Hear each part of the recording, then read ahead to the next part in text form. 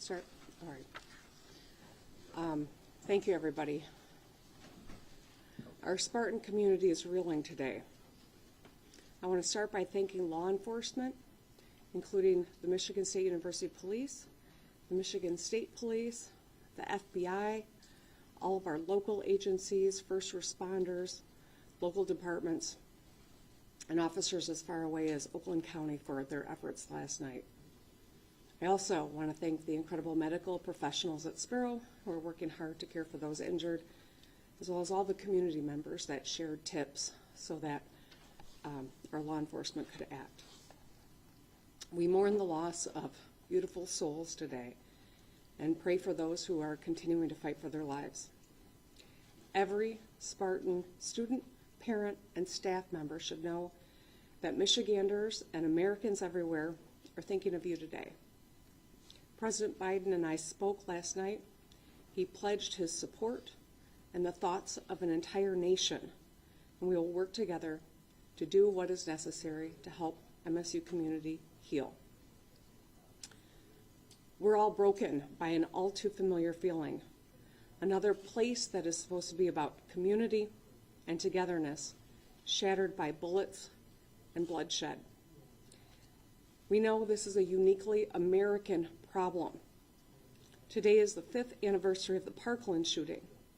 We're mere weeks past the Lunar New Year shooting at a dance hall, and a few months past a shooting at an elementary school in Uvalde. And looking back at a year marked by shootings at grocery stores, parades, and so many other ordinary, everyday situations, we cannot keep living like this. Our children are scared to go to school. People feel unsafe in their houses of worship or local stores. Too many of us scan rooms for exits when we enter them. And many of us have gone through the grim exercise of figuring out who our last call would be to. Last night, a lot of kids on this campus made those calls. They worried for their lives and for their friends, for their fellow Spartans. Parents across Michigan were on pins and needles, calling their kids to tell them that they love them. As parents, we tell our kids, it's going to be okay. We say that all the time. But the truth is, words are not good enough. We must act, and we will. But today, let's hold the MSU and East Lansing communities close. And let's think of the families and friends of those who have lost, those fighting for their lives, and the countless Michiganders whose lives are forever changed by yesterday's shooting. We will get through this together, and we will do it with the full support of the state of Michigan and the U.S. federal government. And with that, I would like to hand this over to our Congresswoman Alyssa Slotkin. Thanks, Governor. I want to echo what the governor said about the response of law enforcement. Those of you who might have been listening on the scanner, you heard how deeply complex this operation was yesterday, with young people calling in tips constantly, with an unbelievably difficult area of environment to navigate. Law enforcement did an incredible job. We had hundreds respond from across the state. And I think it's a testament to those who hold the thin blue line for us, the ones that hesitate or do not hesitate when we need them. And I think we should recognize how desperately needed they were last night in our society in general. I want to thank the doctors and nurses and staff at Sparrow Hospital. They were on it. No one wants to live through a mass shooting like this, but they were prepared and they handled it with grace and humanity. As the representative of Oxford, Michigan, I cannot believe that I am here again doing this 15 months later. And I am filled with rage that we have to have another press conference to talk about our children being killed in their schools. And I would say that you either care about protecting kids or you don't. You either care about having an open, honest conversation about what is going on in our society or you don't. But please don't tell me you care about the safety of children if you're not willing to have a conversation about keeping them safe in a place that should be a sanctuary. Now, the Spartan community is incredibly connected and proud. We've already seen people come together. But for me, the most haunting picture of last night was watching the cameras pan through the crowds and seeing a young person wearing an Oxford Strong sweatshirt. The sweatshirts that were handed out after those kids lived through a school shooting 15 months ago. And we have children in Michigan who are living through their second school shooting in under a year and a half. If this is not a wake-up call to do something, I don't know what is. In the meantime, I feel confident that our law enforcement is doing everything that they can to understand the situation. I'm thrilled that federal law enforcement is on scene, bringing their resources to the fight. We're not going to rest until we understand, but I think the fact that we're having this conference so quickly after another mass shooting in our state should be a statement in and of itself. Thanks very much.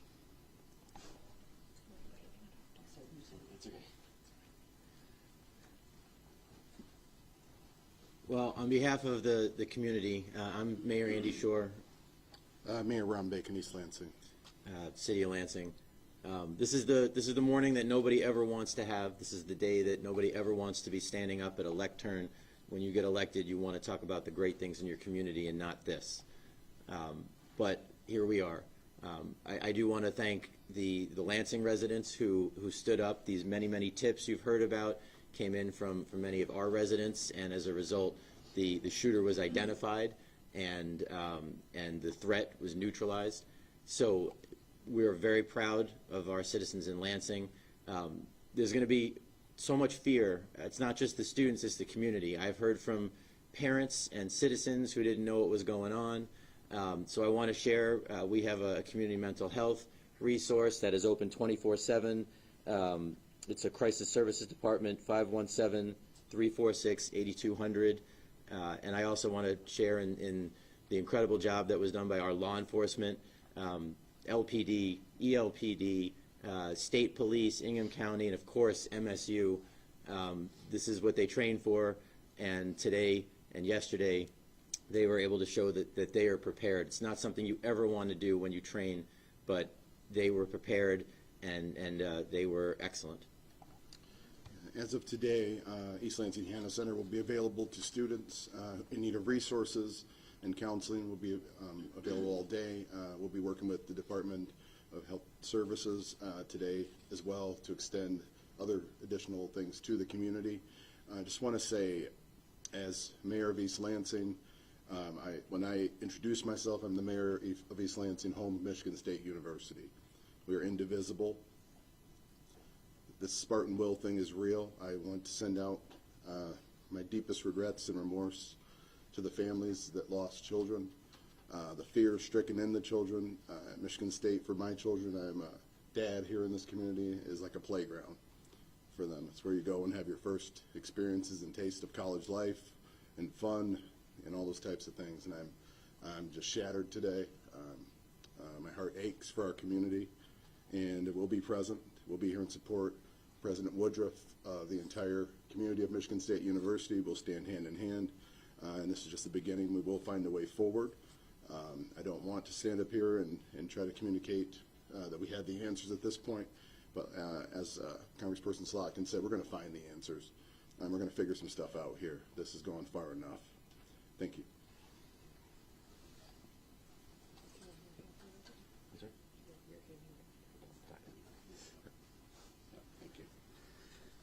Good morning, everyone. I'm Dr. Denny Martin. I'm the interim president and chief medical officer at Sparrow Hospital, Lansing.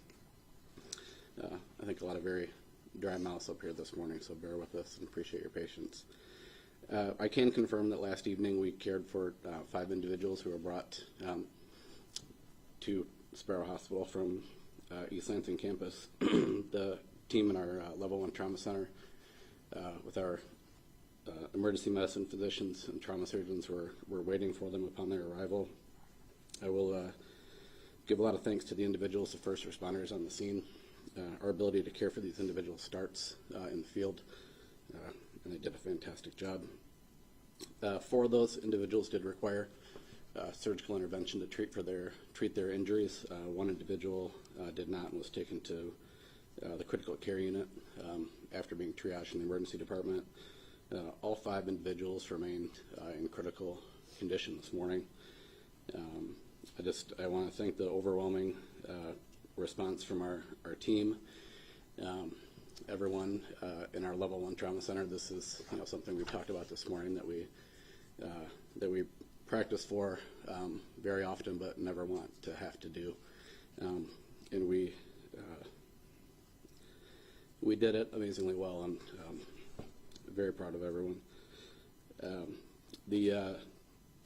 The team was led by our emergency department physicians, again with our trauma surgeons, but can't forget we had general surgeons, cardiothoracic surgeons, neurosurgeons.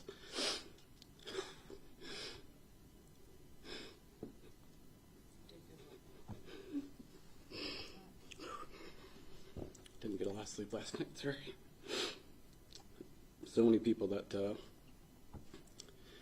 just came in.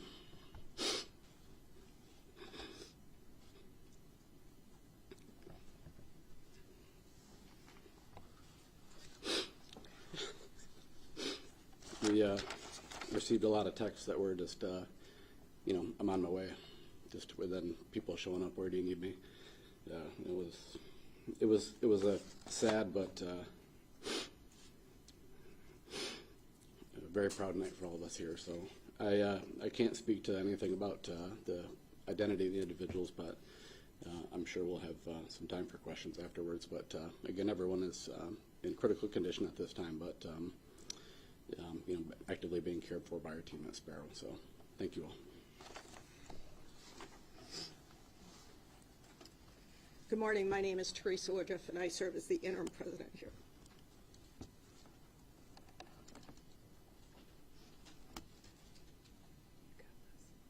And our Spartan hearts are broken.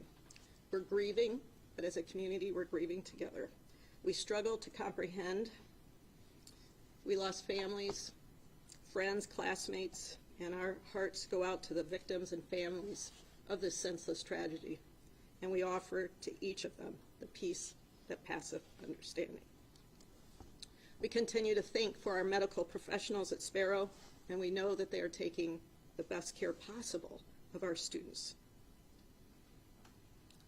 To our students, we have available to you the support that you need at the Hannah Community Center, as was mentioned by Mayor Bacon. This includes counseling and psychological services, as well as employee assistance programs for our faculty and staff. And we're deeply appreciative to the governor for reaching out directly to President Biden and for the offer of additional mental health services for our community. As a university, we also thank our law enforcement colleagues, both here and in multiple jurisdictions, who responded immediately and continue to protect our community today and each day. I want to thank the staff who are on campus today. MSU is on modified operations, which means we're on essential personnel only for today and for tomorrow. And those staff who are here to support our 17,000 students who are on campus and our 50,000 students across this great university, we thank you. I also thank directly our students, faculty, and staff who complied with the request to shelter in place for hours at end without knowing exactly what was happening. We thank you for your courage to maintain that shelter, which allowed our law enforcement to take the actions that they did. We ask each of you to honor your feelings and to take care of yourself and each other, and together we will come back more resilient than ever and more ready to face what is needed in this society, which is the courage of all of us to ensure that this never happens again.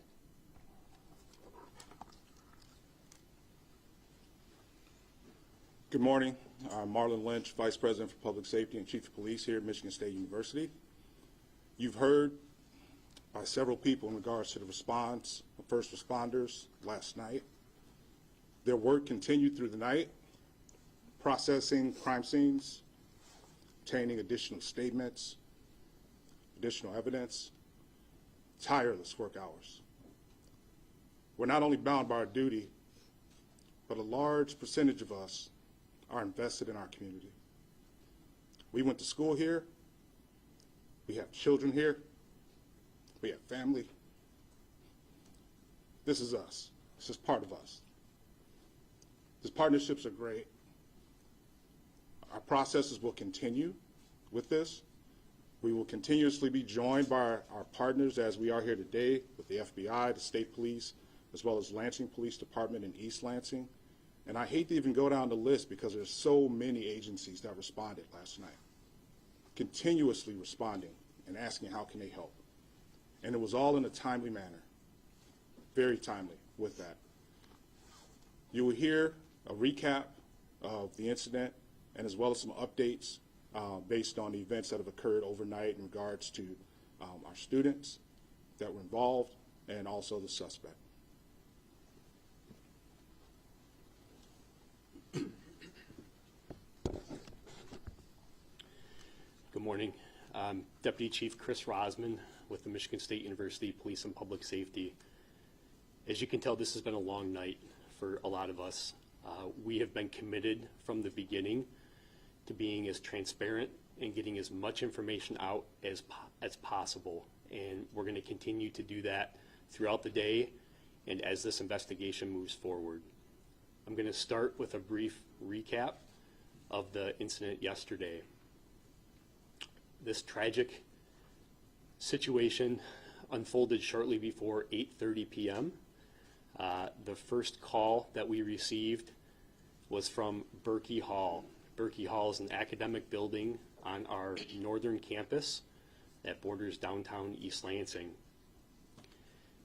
Initial calls reported shots fired in that building, and there was an absolutely overwhelming police response to that initial call. We had officers in that building within minutes, and in that building they encountered several students who were injured. We can confirm that 2 of the deceased were in Berkey Hall, along with several of the victims. While the officers were managing that scene at Berkey Hall, we began receiving additional reports of another shooting at the MSU Union building just to the west of Berkey Hall, right on the corner of Abbott and Grand River. Officers redeployed to that location where we did locate 1 additional victim. We do have 3 total deceased and 5 victims at the hospital. We can confirm that all 3 deceased were MSU students. We can also confirm at this time that all 5 of the injured victims at the hospital were also MSU students. We will release the names of those students later today, once we work through some notifications and make sure that the family's aware that we're going to release those names. The suspect in this case was located at approximately 11:35 p.m. in the city of Lansing. The suspect was located by units that were assisting in looking for that suspect after the shootings. The suspect is deceased due to a self-inflicted gunshot wound, and we are prepared to release the name of the person who committed these homicides at this time. We have previously confirmed that he was 43 years old. He's a male. His name is Anthony. Last name is McCrae, M-C-R-A-E. Anthony Dwayne McCrae. He's a 43-year-old male. We would like to sincerely thank our community for their help. Because of our quick release of the photograph from the campus security cameras and the help from our community, it was a caller's tip that led law enforcement to that suspect in the city of Lansing. We cannot thank the public and the community and the person who called in that report enough for being observant, for following our messaging, and for being vigilant and contacting us immediately.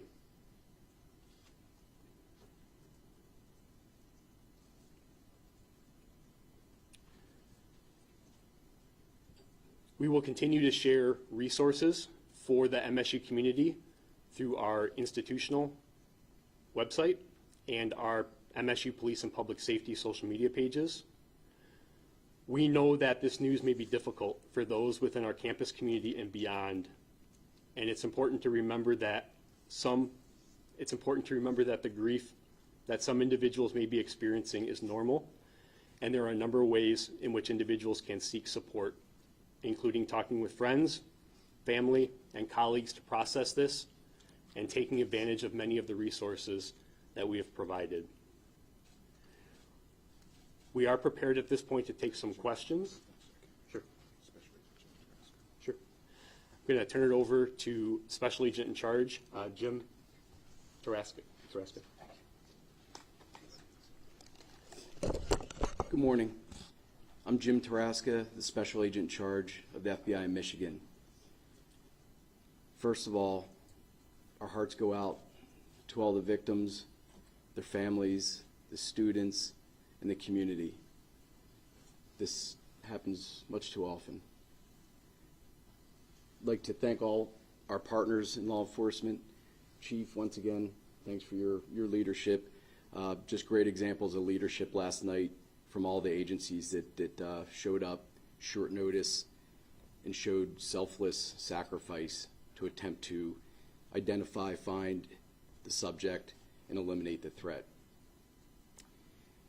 Last night when this occurred, many agencies arrived on scene. The FBI deployed agents, analysts, and specialty teams to help in the effort to help the victims and to also find the individual responsible, which occurred. Thanks to law enforcement. Law enforcement here in Michigan, it's the best I've seen in my 30 years in law enforcement. And I was very proud of our community in law enforcement and the community at large to come together to resolve this issue, this matter. And we'll continue working in the future hand in hand to mitigate these threats and try to make Michigan as safe a place as we can for our families. Thank you.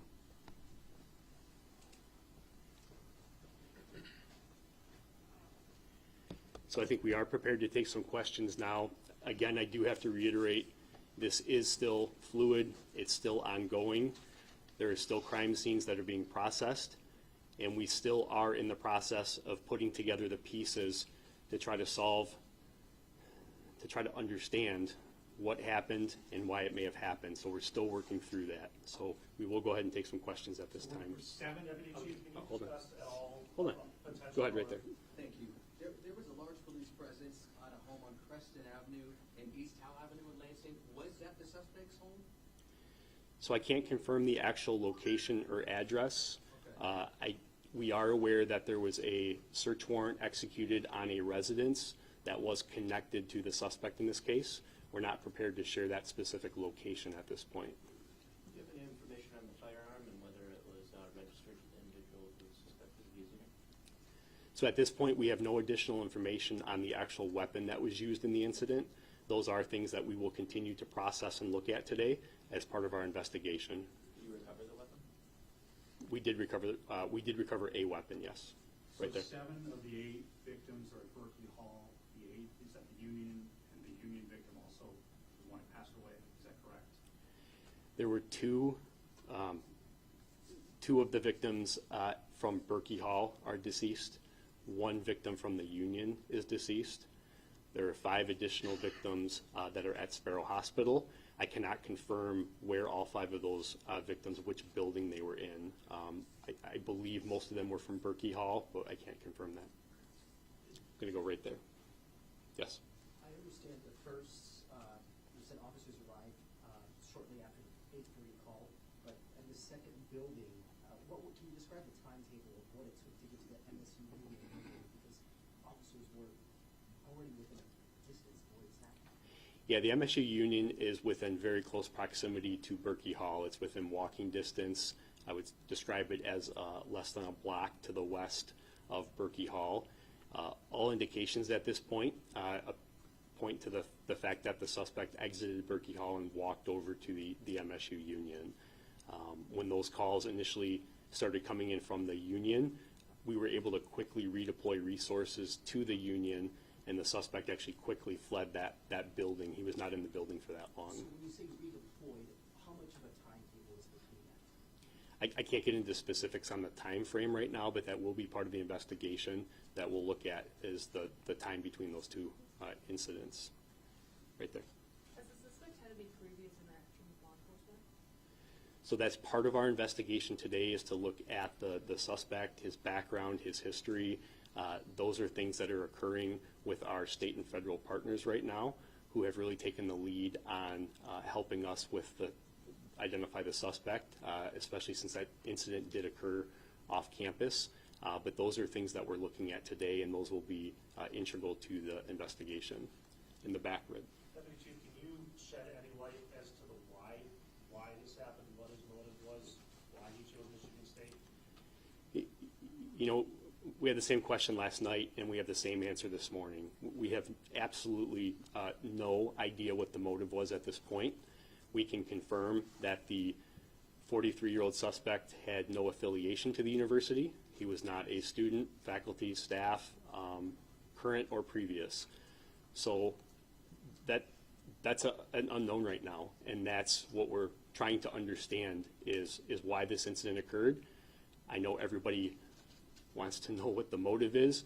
We don't have an answer right now, and that's the honest truth. Was anything found inside of his home that might help with that? I can't comment on what was located in the residence as part of that search warrant, but that is part of the ongoing investigation. Right there. Last week, several schools in Okemos and other schools across the state were shut down for an active shooting, which was determined to be a hoax. Have you determined if there's any connection to that at this point? So I won't get into that in detail. Obviously, we're looking at the possibility of any connection. What I will say is there doesn't appear to be initially. But those are the type of things that our state and federal partners are really going to look at. But initially, it does not appear that there's any connection. In the back right there. Blue. Channel 7. I understand that police made contact with the suspect before he shot himself. Can you explain what that contact was and what was the time frame? So I don't have any additional information on the sequence of events when law enforcement contacted the suspect. There was a tip called in from a alert citizen that reported the suspect. That call was dispatched to resources that we had deployed in the field. We had so many police officers on campus. As part of our unified command structure, we started deploying resources off campus in order to respond to reports just like this. And the responding officers encountered the suspect. And I can't comment more on that actual interaction. That is being investigated by the Michigan State Police right now. Right there. Does Mr. McCray live in this community first, and then us with the medical personnel here? Can you tell us anything more about the extent of the injuries on the side? I'll start with that, and I'll turn it over to the doc. We're still working to ascertain place of residence for the suspect.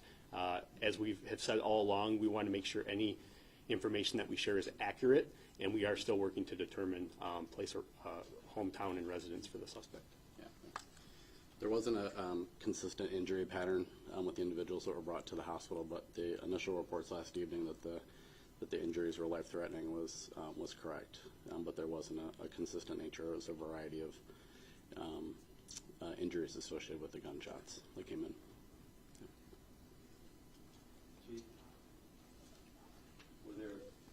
were there any other weapons recovered on the suspect or around the suspect after he took his own life, and weapons and or ammunition?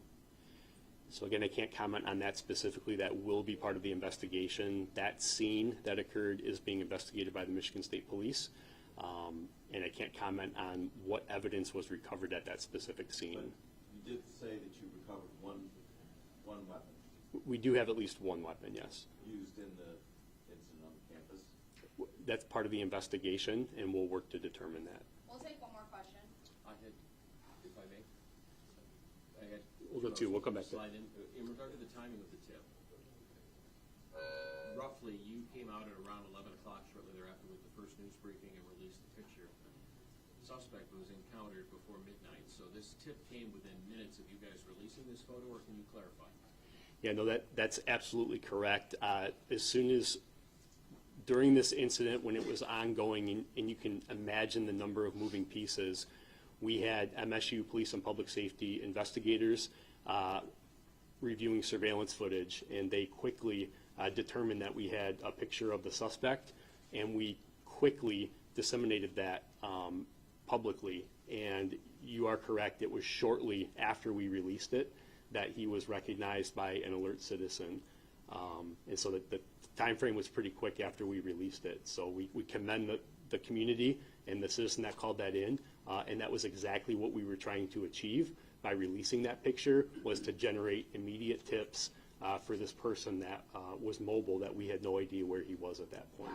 And if I may, did any of the victims or anybody that might have been in proximity say if the suspect said anything or just came in shooting, or can you clarify at all how it transpired? So that'll be part of the investigation in terms of what the suspect did or said. There are numerous witnesses that we have interviewed, and we will start to put those pieces together and see. But I don't have that information right now in terms of if the suspect said anything when he committed these heinous crimes. In the back, that's. How long will the resources be provided to students on top of, will there be any extensions on school delays and school activities? We will provide the resources the students need for the time period they need, and again, we thank the federal government for their response. We will be in modified operations for the next 2 days, and then we will move into a period where classes will be canceled until Monday morning, but campus operations will resume. Can you ask the medical staff one other question? One more for the We understand that the patients are still in critical condition. Can you tell us what their prognosis is for recovery?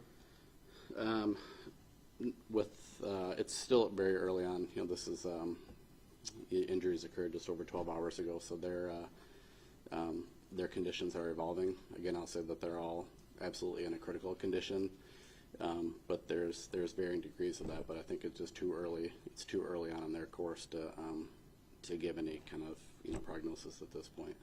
So. No, not at this time. We can't identify anyone. Yep. So, appreciate everybody coming this morning. We are going to continue to share information. That concludes this briefing. We will be here today and working around the clock to provide resources and to continue this investigation, and we will continue to provide information. But thank you.